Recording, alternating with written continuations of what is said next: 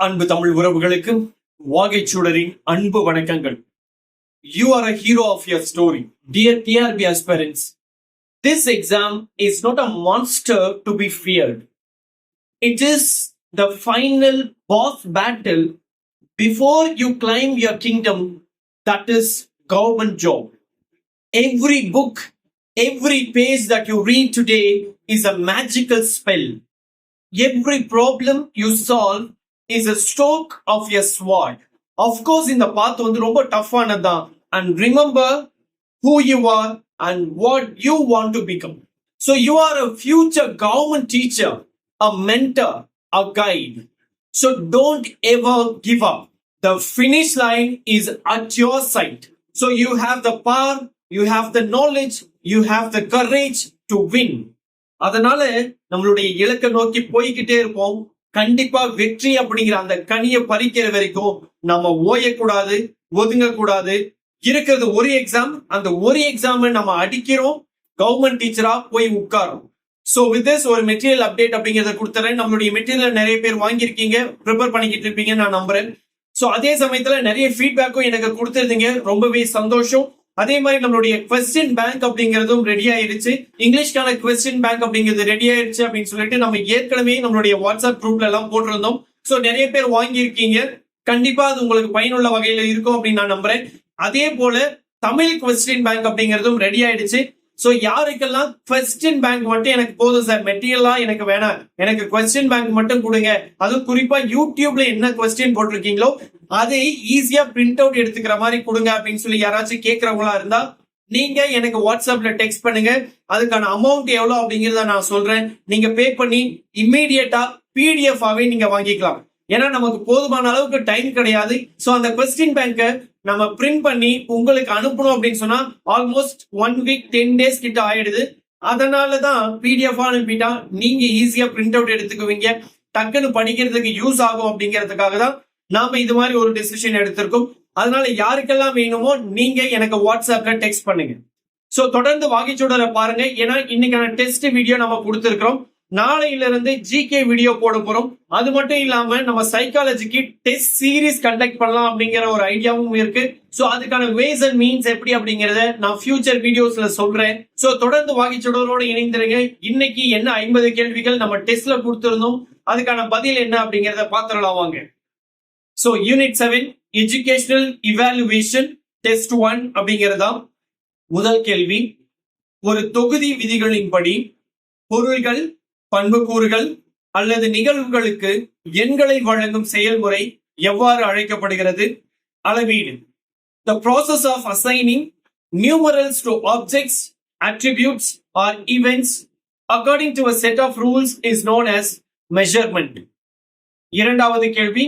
நுண்ணறிவு அல்லது பதட்டம் போன்ற அருவமான உளவியல் பண்புகளை அளவிடுவதற்காக வடிவமைக்கப்பட்ட ஒரு சோதனை அதன் எதற்கான வலுவான ஆதாரத்தை வழங்க வேண்டும்? கட்டமைப்பு செல்லுபடித்தன்மை. A test designed to measure abstract psychological traits like intelligence or anxiety must provide strong evidence of its construct validity. மூன்றாவது கேள்வி. ஒரு ஆசிரியர் அடுத்த பாட அலகிற்கு செல்வதற்கு முன் தனது மாணவர்கள் ஒரு குறிப்பிட்ட திறனில் தேவைப்படும் குறைந்தபட்ச தேர்ச்சியை அடைந்துள்ளனரா என்பதை தீர்மானிக்க விரும்புகிறார். இந்த நோக்கத்திற்காக மிகவும் பொருத்தமான சோதனை வகை எது? திறனறி சோதனை. A teacher wants to determine if a students have achieved the minimum proficiency required in a specific skill before moving to the next unit. The most appropriate type of test for this purpose is criterion reference test. நான்காவது கேள்வி. கூட Richardson வாய்ப்பாடு KR20 அல்லது KR21 என்பது ஒரு சோதனையின் எந்த பண்பினை கணக்கிட பயன்படுத்தப்படும் ஒரு புள்ளி விவர முறையாகும்? சரிபாதி அல்லது அக இசைவு தன்மை, நம்பகத்தன்மை. The Kuder-Richardson formula KR20 or KR21 is a statistical method used to estimate a test split off or internal consistency reliability. ஐந்தாவது கேள்வி. ஒரு வினாத்தாளுக்கான வடிவமைப்பில் இருவழி அட்டவணையில் குறிப்பிடப்படும் 2 பரிமாணங்கள் யாவை? உள்ளடக்க பகுதிகள் மற்றும் கற்பித்தல் நோக்கங்கள். In a blueprint for a question paper, which 2 dimensions are represented in the two-way chart? Content areas and instructional objectives. ஆறாவது கேள்வி, மதிப்பிடுதலில் மதிப்பீட்டு வழிகாட்டிகளை பயன்படுத்துவதன் முக்கிய நன்மை எது? அவை குறிப்பாக செயல்பாடு சார்ந்த பணிகளுக்கு மதிப்பெண் வழங்குவதை புறவயமாகவும் சீராகவும் ஆக்குகின்றன. Which of the following is the most significant advantage of using rubrics in assessment?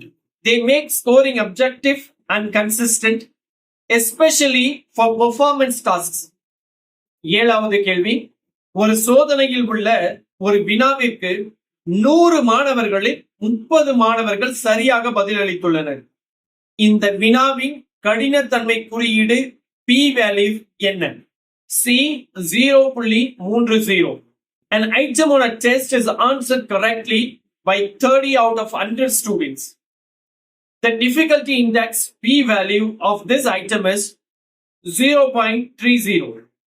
எட்டாவது கேள்வி, கற்றலுக்கான மதிப்பிடுதல் என்பது எந்த வகை மதிப்பீட்டுடன் மிகவும் நெருக்கமாக இணைக்கப்பட்டுள்ளது?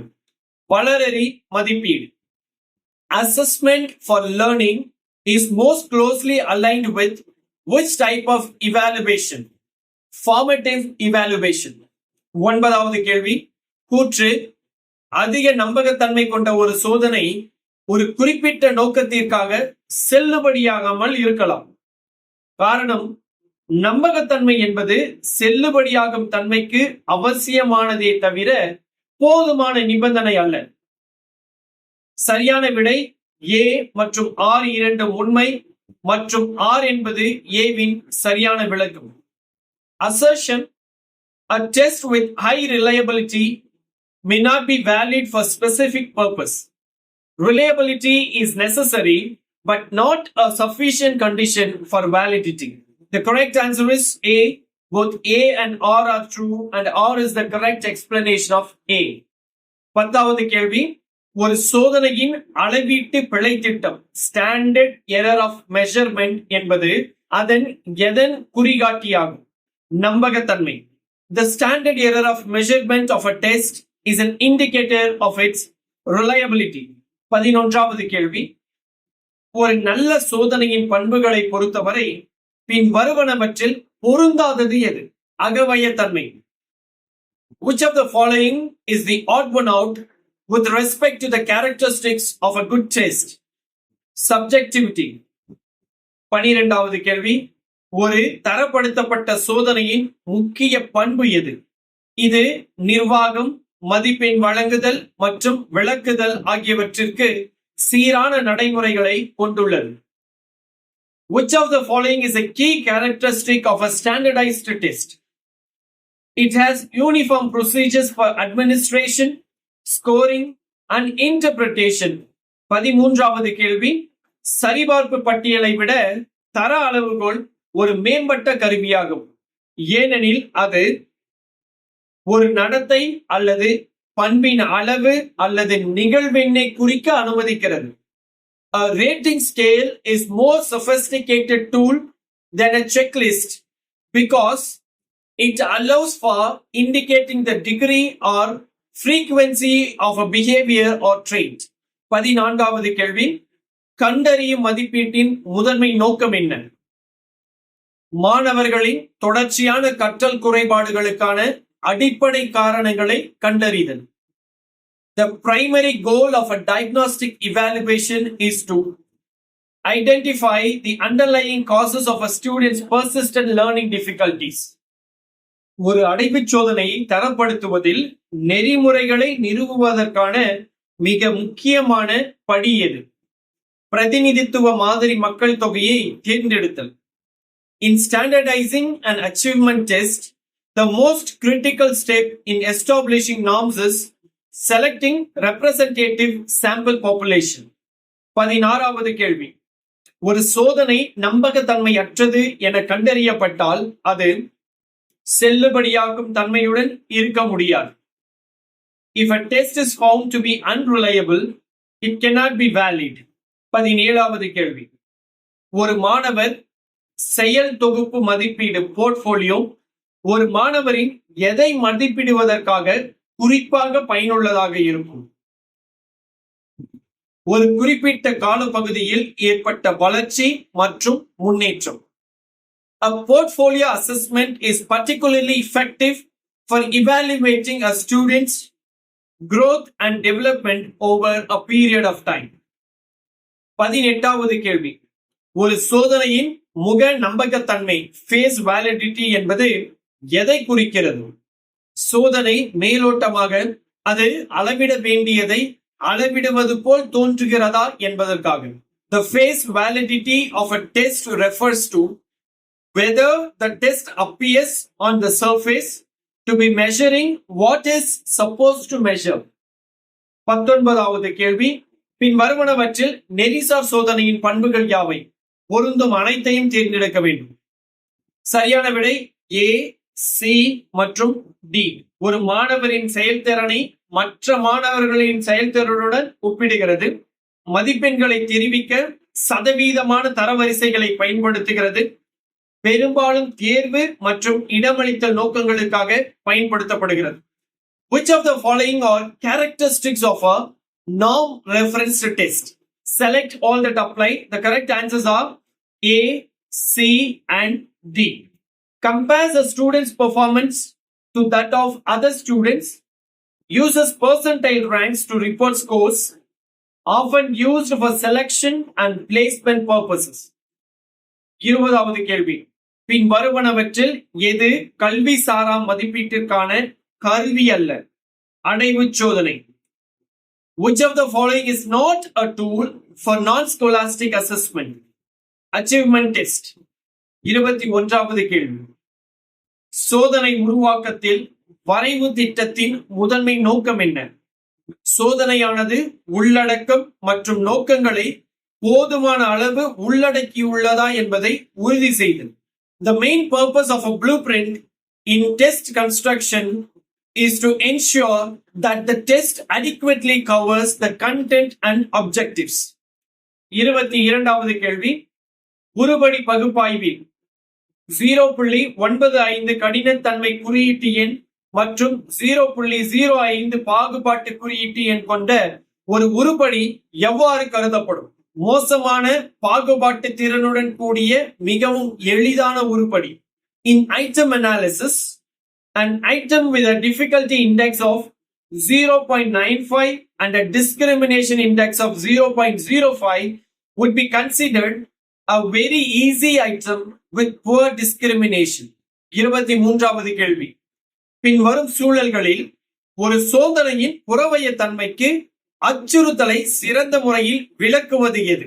ஒரு கட்டுரை வினா மாணவர் மீதான தனது தனிப்பட்ட கருத்தால் பாதிக்கப்பட்ட ஆசிரியரால் மதிப்பிடப்படுகிறது. Which of the following scenarios best demonstrates a threat to the objectivity of a test? An essay question is graded by a teacher who is influenced by the personal opinion of a student.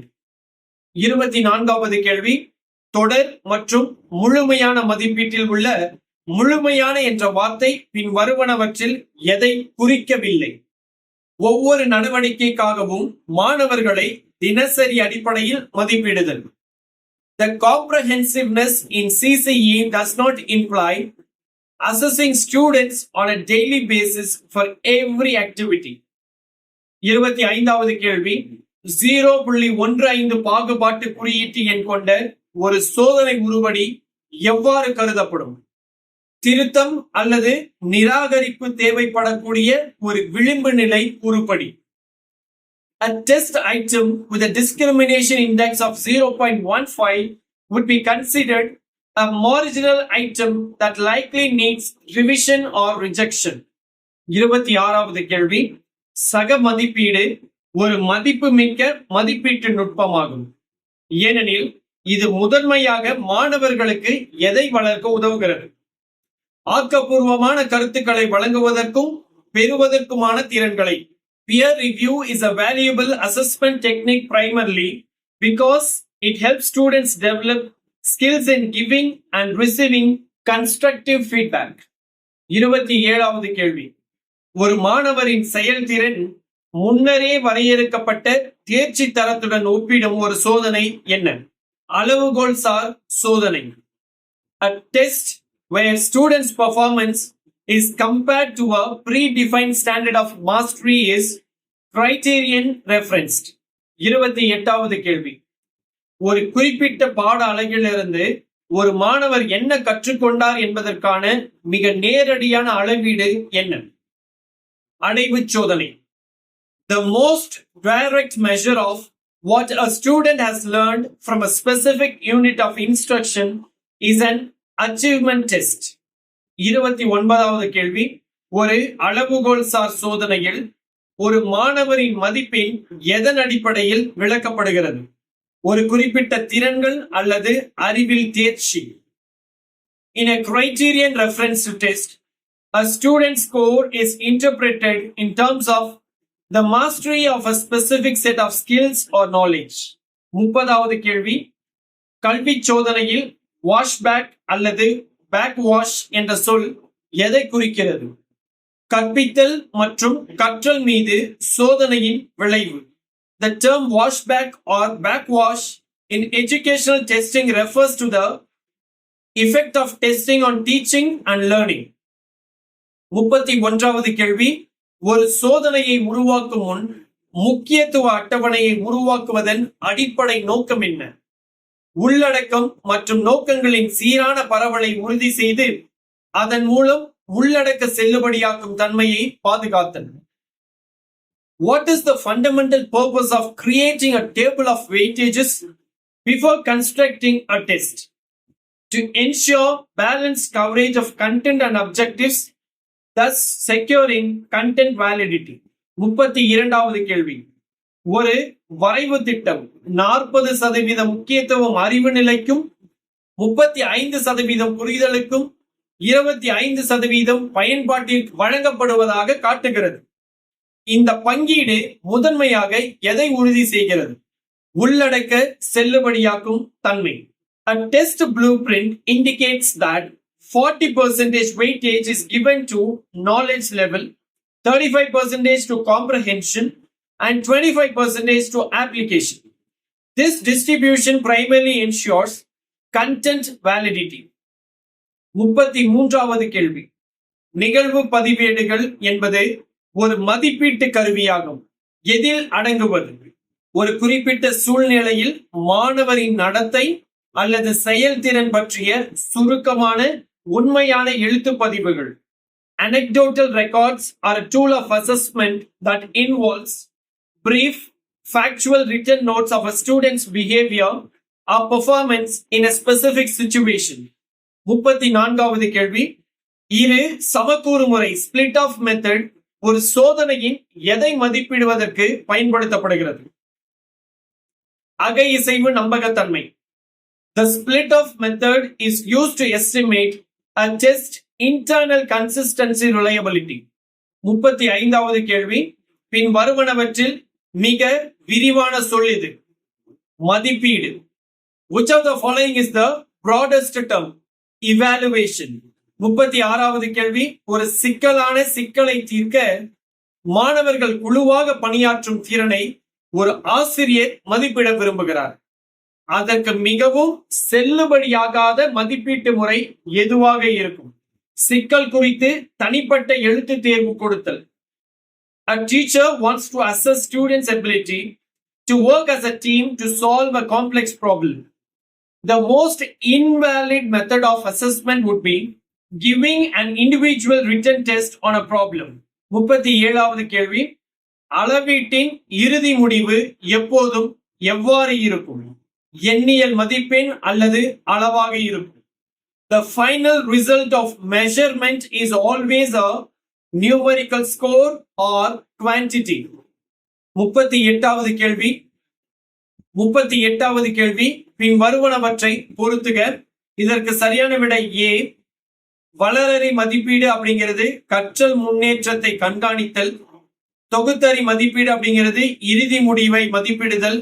கண்டறியும் மதிப்பீடு அப்படிங்கிறது கற்றல் குறைபாடுகளை கண்டறிதல். முன்கணிப்பு மதிப்பீடு அப்படிங்கிறது எதிர்கால வெற்றியை கணித்தல். Match the following. The correct answer is A. Formative evaluation is monitoring learning progress. Summative evaluation is judging the final outcome. Diagnostic evaluation is identifying learning difficulties. And prognostic evaluation is predicting future success. 39வது கேள்வி, சரிபார்ப்பு பட்டியல் என்பது ஒரு எளிய மதிப்பீட்டு கருவியாகும். இது உற்று நோக்கப்பட வேண்டிய நடத்தைகள், திறன்கள் அல்லது பண்புகளின் பட்டியலை கொண்டுள்ளது. ஒரு சரிபார்ப்பு பட்டியலை பயன்படுத்துவதன் முக்கிய வரம்பு என்ன? இது செயல்திறனின் தரம் பற்றிய தகவலை வழங்குவதில்லை. A checklist is a simple assessment tool that consists of a list of behaviors, skills, or characteristics that are to be observed. What is the main limitation of using a checklist? It does not provide information about the quality of the performance. 40வது கேள்வி, உருபடி பகுப்பாய்வில் ஒரு உருபடி எதிர்மறை பாகுபாட்டு குறியீட்டு எண்ணை கொண்டிருந்தால் அது குறிப்பிடுவது என்ன? குறைந்த திறன் கொண்ட மாணவர்கள் அதிக திறன் கொண்ட மாணவர்களை விட சிறப்பாக செயல்பட்டனர். In item analysis, if an item has negative discrimination index, it indicates lower ability students performed better than higher ability students. 41வது கேள்வி, கல்வி சாரா மதிப்பீட்டின் முக்கிய கவனம் என்ன? வாழ்க்கை திறன்கள், மனப்பான்மைகள், மதிப்புகள் மற்றும் ஆர்வங்கள். The main focus of a non-scholastic assessment is on life skills, attitudes, values and interests. 42வது கேள்வி, ஒரு பெரிய பிரதிநிதித்துவ மாணவர் குழுவின் செயல்திறனுடன் ஒப்பிட்டு ஒரு தேர்வு மதிப்பெண் விளக்கப்படும் போது அந்த சோதனை எவ்வாறு அழைக்கப்படுகிறது? விதிமுறை குறியிடப்பட்ட சோதனை. When a test score is interpreted by comparing it to a performance of a large representative group of students, the test is norm referenced test. 43வது கேள்வி, ஒரு போர்ட்போலியோ அல்லது தனிப்பட்ட கோப்பின் மிக முக்கிய அம்சம் என்ன? சேர்க்கப்பட்ட படைப்புகள் மீதான மாணவரின் பிரதிபலிப்பு. The most critical aspect of a portfolio is the student's reflection on the included pieces of work. 44வது கேள்வி, அளவீட்டின் தரப்பிழை முதன்மையாக எதற்காக பயன்படுத்தப்படுகிறது? உண்மையான மதிப்பெண்களுக்கான நம்பக இடைவெளிகளை நிறுவ. The standard error of measurement is primarily used to establish confidence intervals for a true scores. 45வது கேள்வி, மதிப்பீடு என்ற சொல் மதிப்பு என்ற வார்த்தையிலிருந்து உருவானது. இது மதிப்பீடு என்பதை பின்வருமாறு குறிக்கிறது. ஒன்றின் தகுதி அல்லது மதிப்பு குறித்து ஒரு தீர்ப்பு வழங்கும் செயல்முறை. The term evaluation is derived from the word value. This implies that evaluation is a process of making a judgment about the worth or value of something. 46வது கேள்வி, இதற்கு சரியான விடை A. சோதனை மறுசோதனை நம்பகத்தன்மை அப்படிங்கிறது காலப்போக்கில் மதிப்பெண்களின் நிலைத்தன்மை. மதிப்பீட்டாளர் இடை நம்பகத்தன்மை அப்படிங்கிறது வெவ்வேறு மதிப்பீட்டாளர்களுக்கிடையே மதிப்பெண்களின் நிலைத்தன்மை. அக இசைவு நம்பகத்தன்மை அப்படிங்கிறது ஒரு தேர்வுக்குள் உள்ள வெவ்வேறு உருப்படிகளின் மதிப்பெண்களின் நிலைத்தன்மை. இணை வடிவங்களின் நம்பகத்தன்மை அப்படிங்கிறது ஒரு சோதனையின் வெவ்வேறு வடிவங்களின் மதிப்பெண்களின் நிலைத்தன்மை. Match the following. The correct answer is A. Test retest reliability is consistency of scores over time. Inter-rater reliability is consistency of scores across different raters. Internal consistency reliability அப்படிங்கிறது consistency of scores across different items within a test. The fourth one, parallel forms reliability is consistency of scores across different forms of a test. 47வது கேள்வி, ஒரு எதிர்கால படிப்பில் ஒரு மாணவரின் செயல்திறனை துல்லியமாக கணிக்கும் ஒரு சோதனை அதிகமாக எதை கொண்டுள்ளது? முன்கணிப்பு செல்லுபடியாக்கும் தன்மையை கொண்டுள்ளது. a test that accurately predicts a student's performance in a future course has high predictive validity. 48வது கேள்வி, ஒரு வகுப்பின் முடிவில் பயன்படுத்தப்படும் வெளியேறும் சீட்டு அல்லது நிமிடத்தாள் என்பது எதற்கான ஒரு கருவியாகும்? An exit slip or minute paper used at the end of a class is a tool for formative assessment. 49வது கேள்வி, தொடர் மற்றும் முழுமையான மதிப்பீட்டில் தொடர்ச்சி என்பது எதை குறிக்கிறது? ஆண்டு முழுவதும் கற்பித்தலுடன் ஒருங்கிணைந்த வழக்கமான மதிப்பீடு. In continuous and comprehensive evaluation, continuity refers to the regularity of assessment throughout the year integrated with teaching. 50வது கேள்வி, அனைத்து கல்வி மதிப்பீட்டின் இறுதி நோக்கம் என்ன? கற்பித்தல் கற்றல் செயல்முறைகளை மேம்படுத்துதல். The ultimate goal of all educational evaluation is to improve the teaching and learning process. So இத்துடன் இந்த 50 கேள்விக்கான விடைகள் அப்படிங்கறத நீங்க தெரிஞ்சிருப்பீங்க, மார்க் பண்ணி வச்சிருப்பீங்க. எவ்வளவு மதிப்பெண்கள் வாங்குனீங்க அப்படிங்கறத கமெண்ட்ல மறக்காம சொல்லுங்க. தொடர்ந்து நம்ம வாகைச்சுடரோட இணைந்திருங்க. நிறைய வீடியோக்கள் நம்ம போட்டுக்கிட்டே இருப்போம். அதெல்லாம் உங்களுக்கு உடனே வரணும் அப்படின்னா நீங்க என்ன பண்ணணும்? மறக்காம சப்ஸ்கிரைப் பண்ணணும். இந்த வீடியோக்கு ஒரு லைக் கொடுத்து ஹைப் கொடுங்க. உங்க நண்பர்களோட ஷேர் பண்ணிக்கோங்க. அடுத்த வீடியோவில் சந்திப்போம். நன்றி, வணக்கம்.